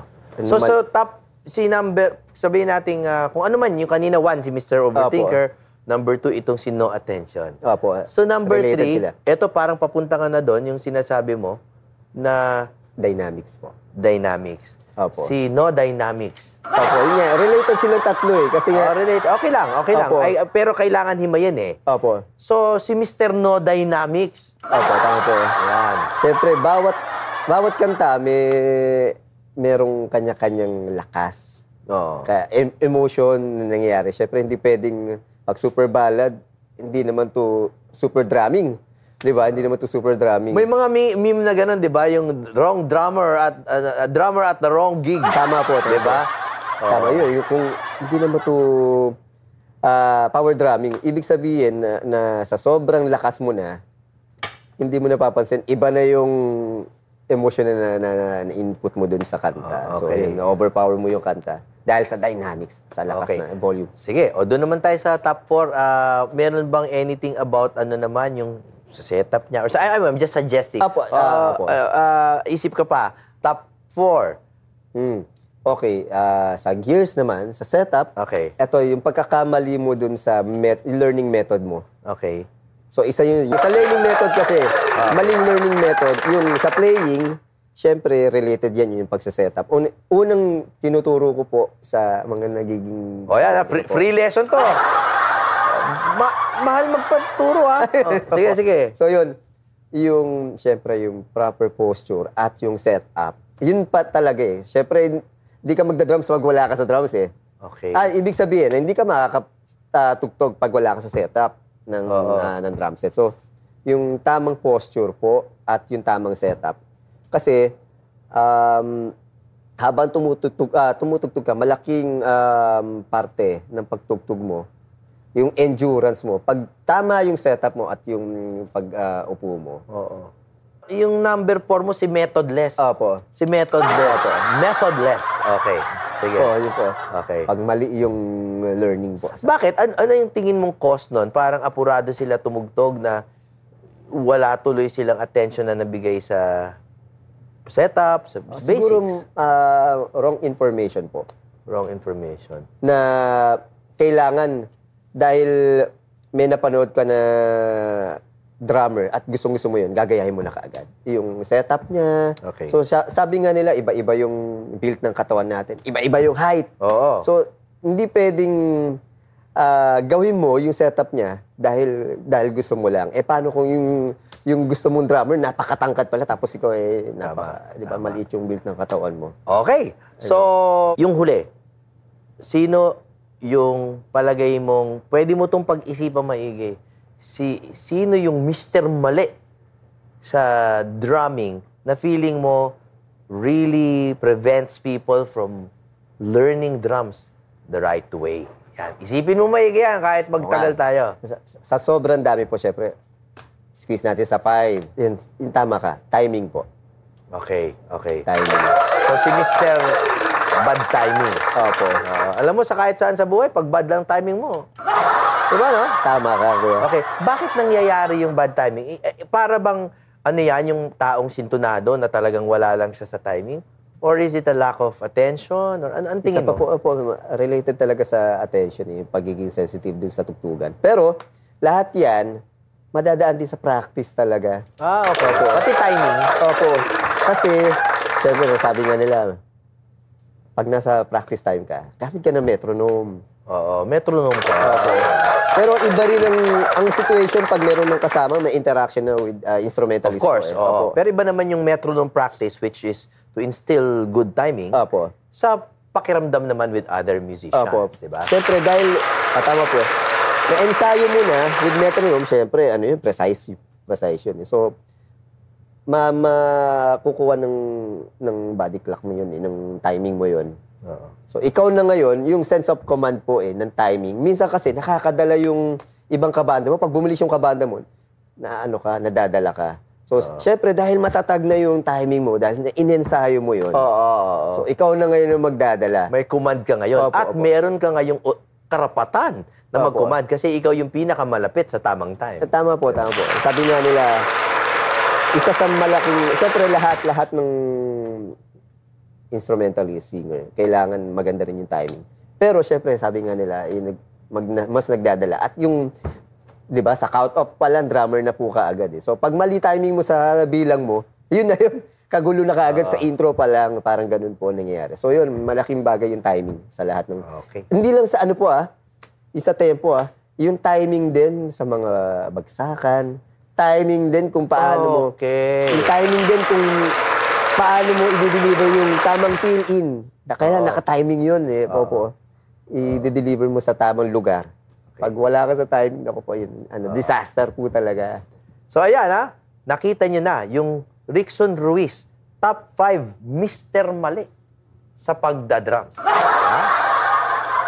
Kaya kung kasali kayo sa listahan na yan, babala, hindi kayo matututo mag-drums. Okay, so next topic tayo. Nanggaling na tayo sa family mo, nagpunta tayo dun sa drumming. So we'll go non-musical.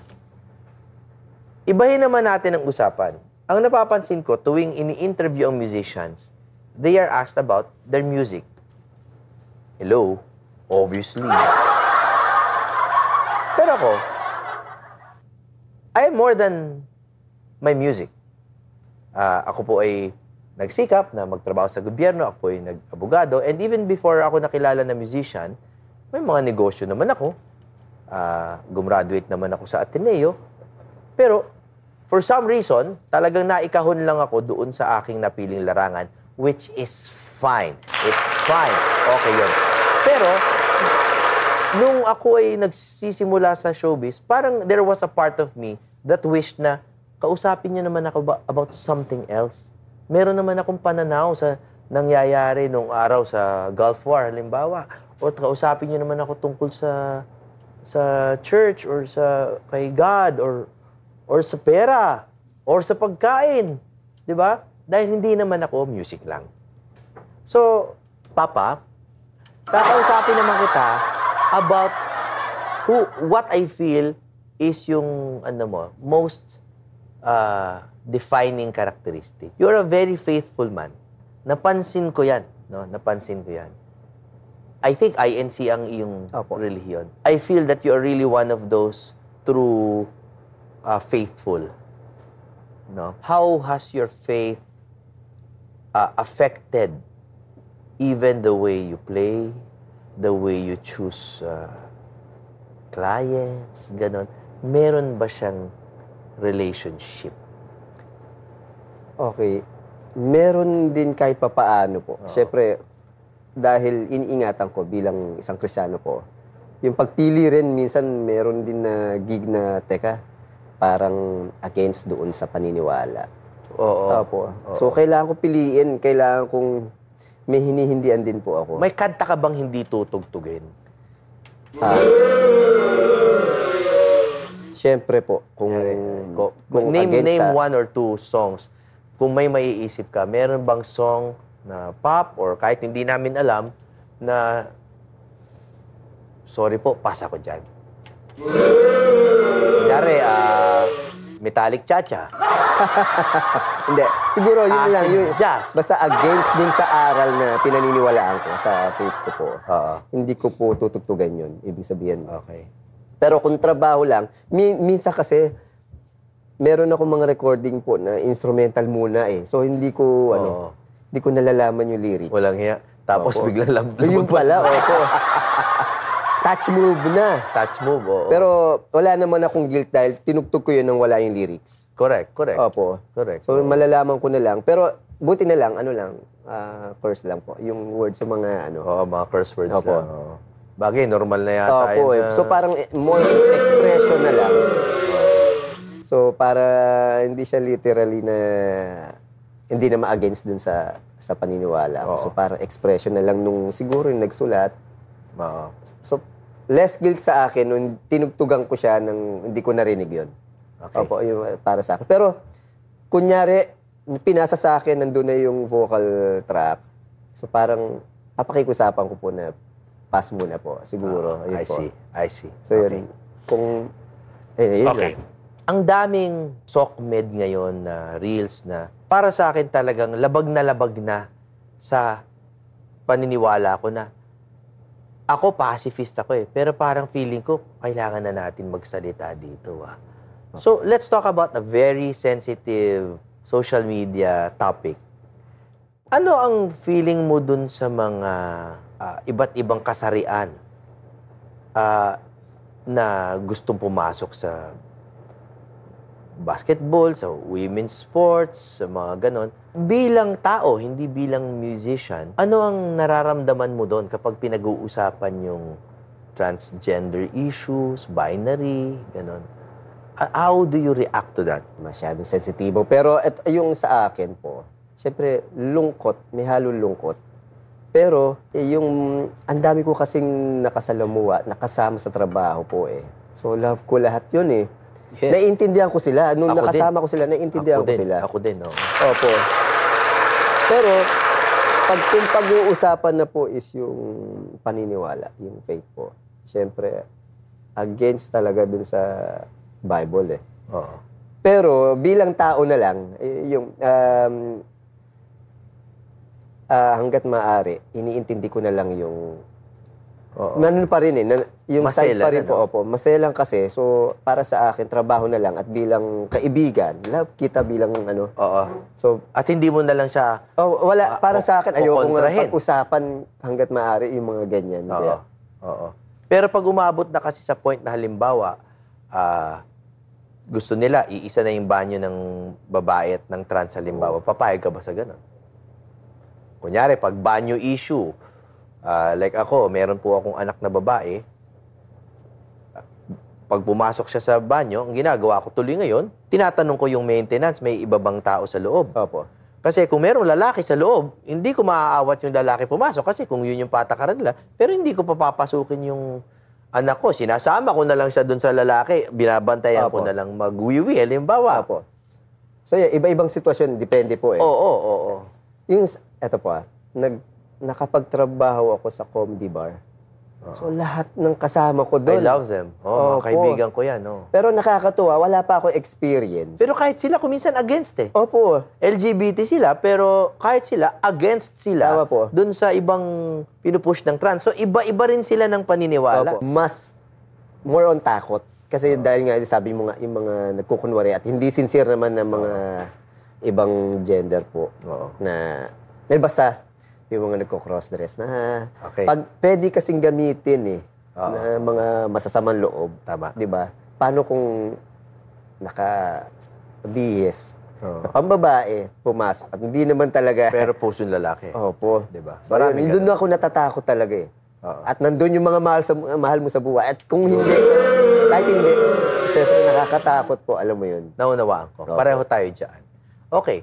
Sa mga bagong music ngayon, sino yung nakikita mo? Kasi syempre, marami ngayon yung parang pinoprogram na lang yung mga drums and all that.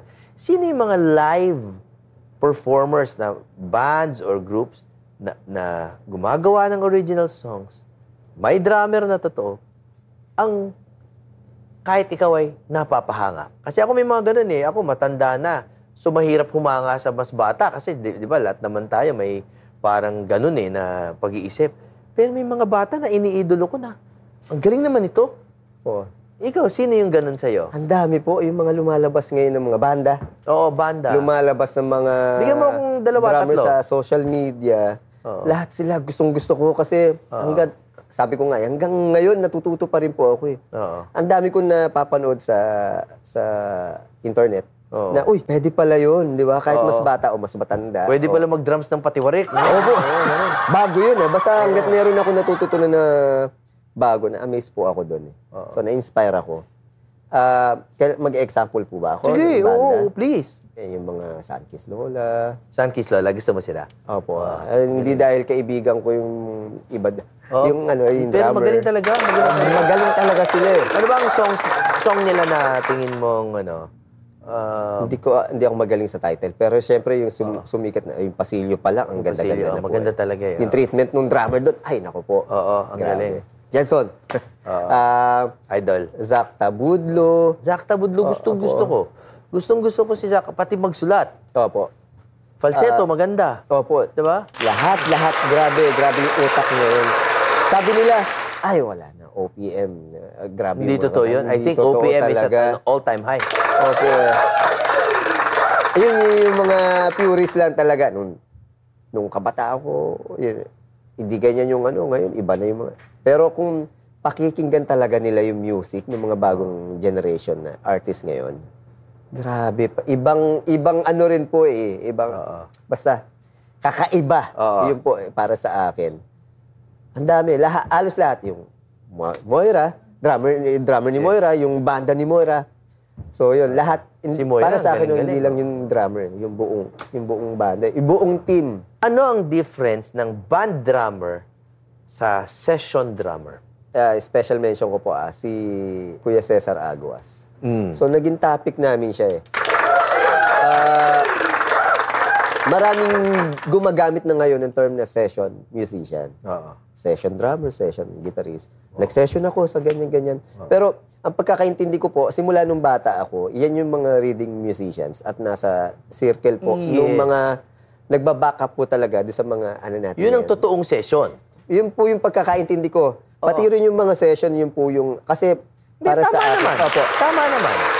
Iba naman yung gumig ka with someone na nag-relieve ka sa session, which is may nagnunumbra sa'yo, may kumbaga may kumukuha sa'yo, lalatagan ka ng pyesa para sa isang halimbawa, kay ganda ng ating musika, ganda na kanta, yung pang-Ryan Cayabyab, at without much practice, matutugtog mo na yun. Tama po. Dahil kaya nga sinulat para hindi na tayo mag-practice masyado. So, hindi ba? Yun yung pagkakaintindi ko sa mga session. Ako din, para baka lang maano lang po. Walang masama dyan. I don't think it is criticizing others.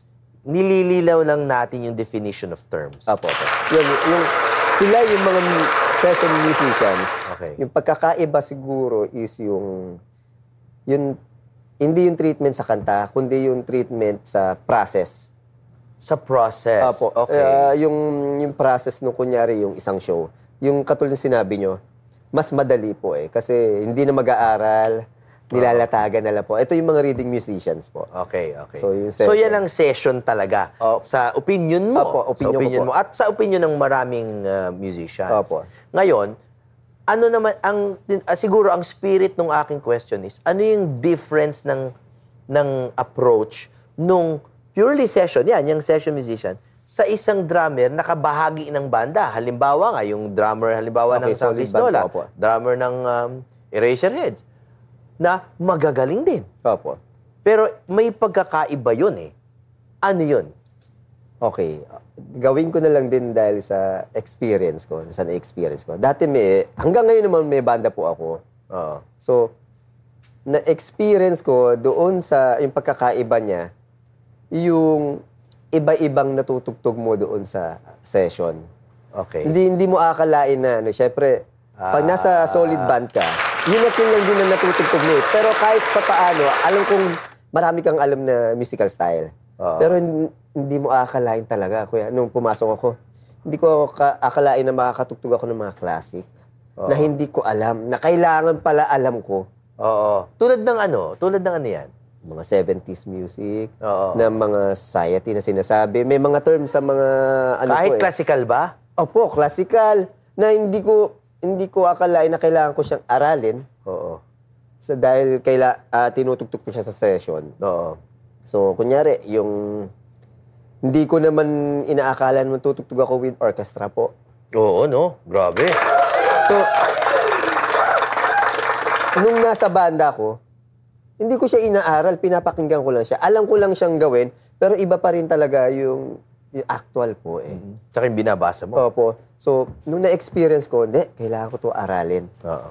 So, yun po, siguro yung pagkakaiba, kung ano yung mga dapat mong aralin dun sa mga nasa session ka at yung nasa solid band ka. I understand. Okay, last question bago tayo mag-wrap up. Sa pananaw ng isang Rickson Ruiz, sino ang top 5 favorite drummers mo, the best drummers of all time sa Pilipinas? Hindi ibig sabihin, the best talaga, the best sa opinion mo. Okay. No. Okay, 1, 2, 3, 4, 5. Alright. First to last. Pero hindi, Hindi ranking. Andito Ano ranking. lang, basta top 5. Sige. 5 lang po. Okay, Sige. okay. Number 1, syempre yung nagturo sa akin, si Daddy. Richard Ruiz po. Oo, si Tito Ricky. Opo. Richard Ruiz. Syempre, hindi ako magiging drummer kung hindi dahil sa Of kanya. course, of course. Opo. Siya talaga nag-impluensya sa akin. Tsaka percussionista siya, di ba?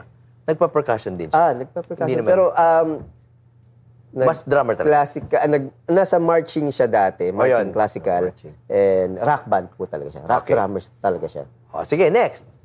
Number Dala, 2. mabilis na randa lang. Hindi mo Opo. kailangan masyadong i-explain kasi baka may magtampo pa eh. Okay po. Number 2, Benji Mendez. Si Bagets. Siyempre. So kung wala ang daddy mo, ito pala yung top 1. Opo. Malaking bahagi ng pagtugtog ko si Tito Benji. Opo. Benji Mendez. Sige, tuloy muna tayo bago natin pag-usapan. Number 3. Number 3, Mar Dizon. Siyempre, si Mama. Po. Bukod sa kay Daddy kasi, pangalawa siya sa nagturo sa akin sa labas. Siya yung unang teacher ko talaga. Sige. Si Tito Mar po. Number 4. Michael Alba. Mike Alba. Talaga naman. Opo. Tsaka yan talagang, yan ang sinasabi mo kanina na session musician na talagang Yun po, opo. primera vista, basa, tapos ang usapan. Tama po. Diba? Okay. And number 5. John Regalado po. Siyempre, pakikilala natin sa sambayanan yung top 5 na sinabi mo. So, yaman din lamang at nabanggit mo yung 5 na yan.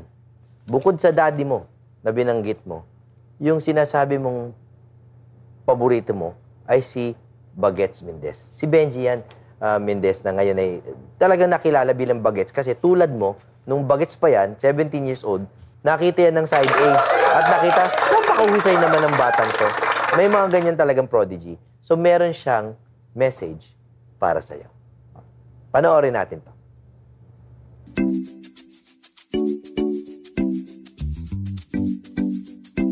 Ricky yung tatay ni Rickson. Kaibigan ko yan eh. Nagkita kami niyan, may ensayo kami ni Sir Wally, ni Tatay Wally Gonzales. Yun, ayun, kamustahan kami. Sabi ni Ricky sa akin, kapatido, kamusta? Sabi niya gano'n, yung anak ko, baka pwede yung tulungan, ganito, ganyan. Oo, sabi ko naman, parang, ayun, sige, sabi ko, pakikilala ko sa industriya namin. Yan. Tapos, ayun, biglang nung minsan nasa perfect pitch. Ay, hindi, nasa pala ako dati, ang JB tsaka perfect pitch sa SM Mega Mall. Magkalapit lang yan eh. Nung papunta ako ng perfect pitch, may narinig akong pumapalo, ang galing, sobra. Sabi ko, sino kaya to? Pagtingin ko, bata. Yung pala si Rickson. Napakahusay. Yun ang naisip ko kagad. Sabi ko, saan galing to? Sobra galing. Ayun. Si Rickson pala yun. Sabay nung tinuro ni Carlo, alam ko nandun si Carlo eh. Bagay si Rickson, oh. Sabay yun, lumapit Tito, tapos niyakap ako, yun pala. Si Rickson pala yun. Grabe, na-miss ko yun ah. Magkaiba kami, syempre. Magkaiba talaga. Mas mahusay yan, sobra. Sobrang husay niyan.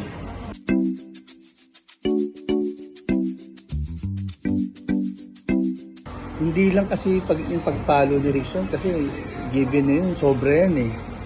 Pero ang pinaka dyan, yung kung paano tinuruan ng tatay yan. Kasi kahit ganyan kahusay at sobrang in demand, pero sobrang yung walang kayabangan akong maramdaman kay Rickson. Napaka-humble ng batang yun. Mismo yan.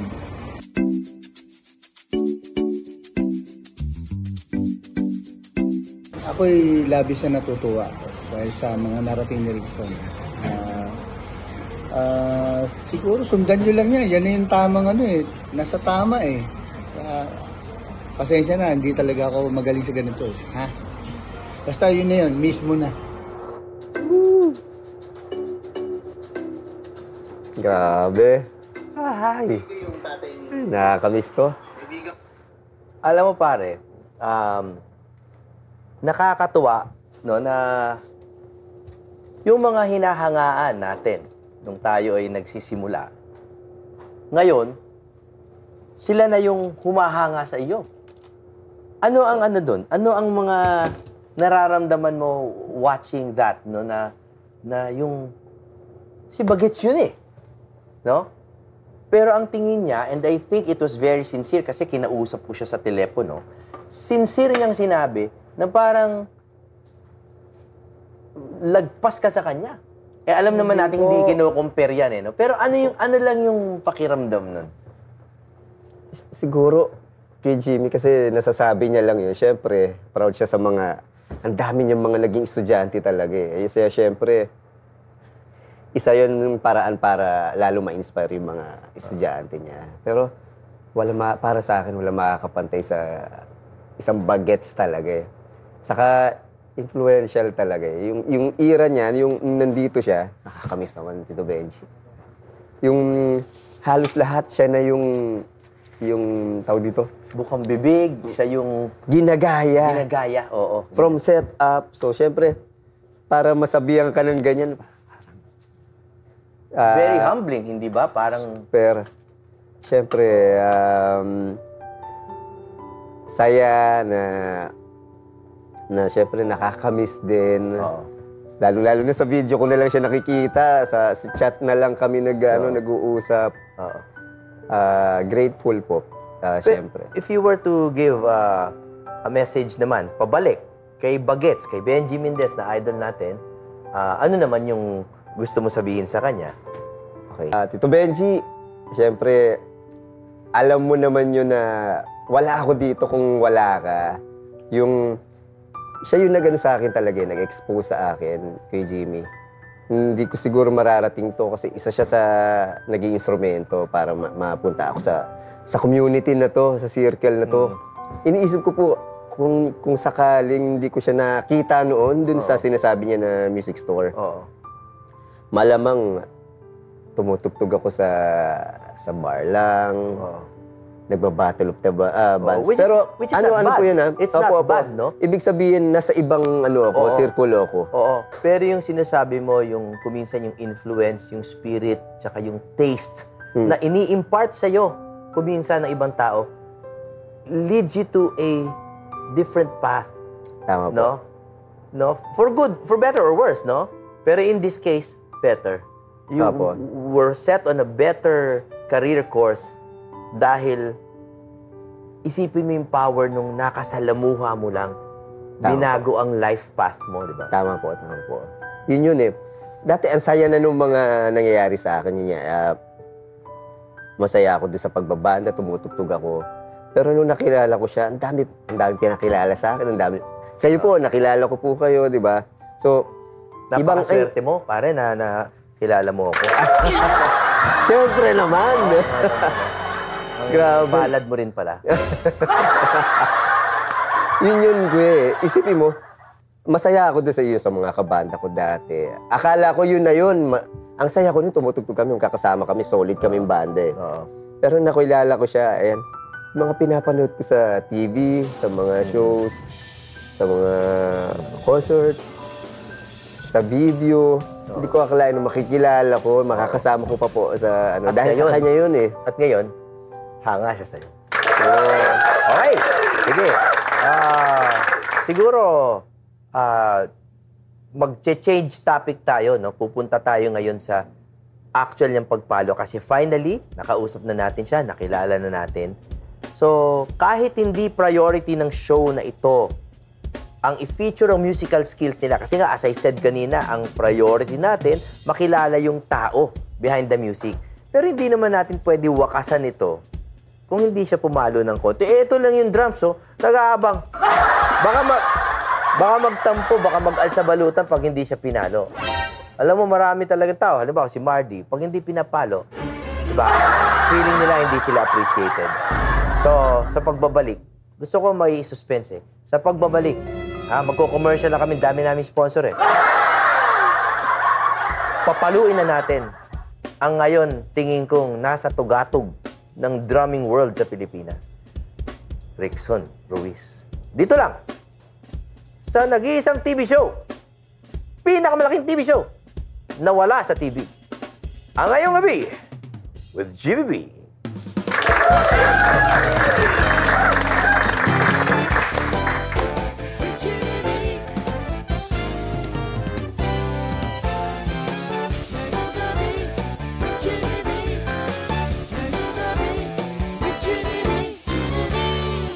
Okay. Ito, gagamitin ko yung iPhone ko para makita nyo yung ginagawa ni Rickson dito sa kanyang mga galamay. Ha? Okay. May mga tatanong lang ako very quickly kay Rickson, mga maliliit na challenge. Ha? Tapos titingnan natin kung magagawa ni Rickson. Hindi mo alam to. Hindi ka naghanda dito. Okay. Okay. Sige po. Una sa lahat, ano yung unang-una mong tinugtog na kanta? Sabi mo, Sweet Child of Mine. Baka pwedeng sampulan.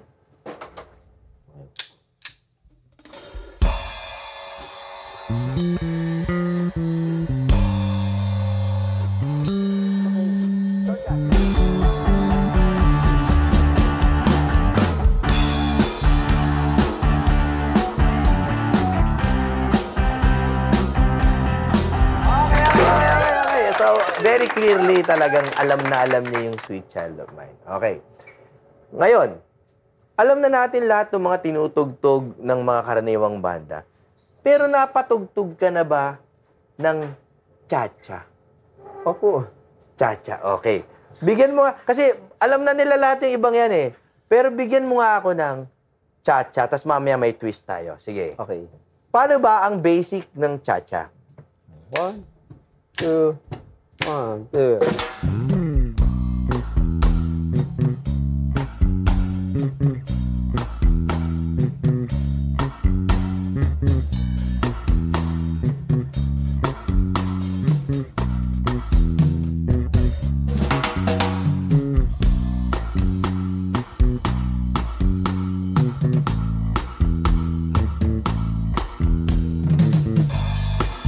Paano mo yung endingan yan? Paano mo yung ending yan?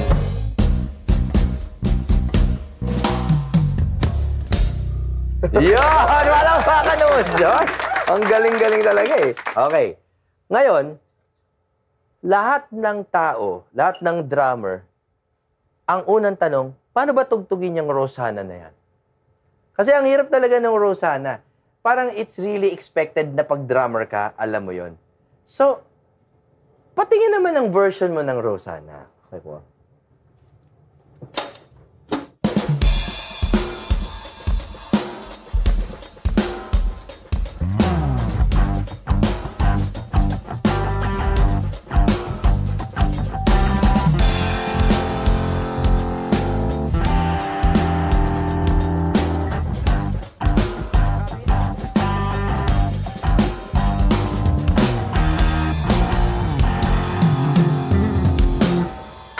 Grabe talaga. Ang sarap talaga eh.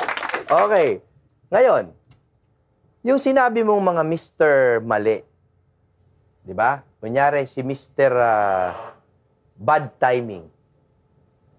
Kasi madaling magpasikat pag magaling ka eh. Madaling gawin yung tama. Gawin mo nga yung mali. Paano ba yung maling timing ng mga Mr. Bad Timing na yung sinasabi natin?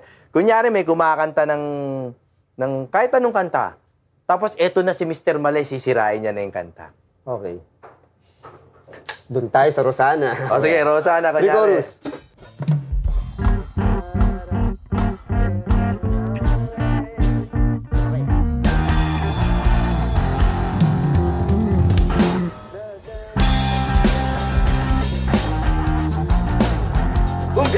Bumilis. Parang gusto na umuwi. Oo, parang gusto na umuwi. Kailangan ito. Parang gusto na. Okay, lastly, ito yung final challenge. Kala nyo madali ito, pero ang hirap nito. Napakahirap nito. Tugtugin mo nga yung Beat It. Ang Rickson Ruiz version of Beat It. At diretso na tayo sa commercial. Magbabalik kami dito sa pinakamalaking TV show na wala sa TV. Ang ngayong gabi with Jimmy B. Beat It!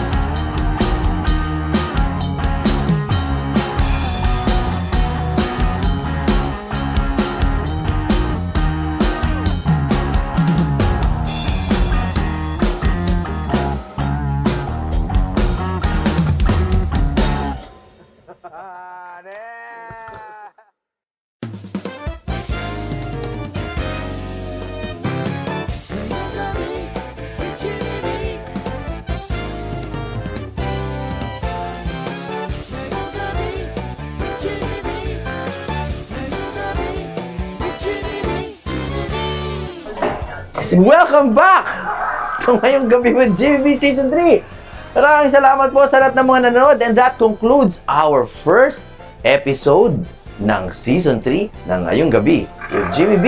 Maraming salamat po sa inyo lahat, pero hindi naman natin pwedeng wakasan ang episode na hindi nagbibigay ng konting mga mahalaga na announcement, kasi sobrang halaga lang talaga eh. Pwede naman sanang tinapos na namin. Gastos pa kami, pero hindi. Kasi napaka-importante. Una sa lahat, first announcement, hindi naman pwede na hindi kami makiisa sa pag-congratulate sa ating mga Olympic athletes, lalong-lalo na kay Carlos Yulo. Siyempre naman, 2 ginto! Grabe naman talaga yun!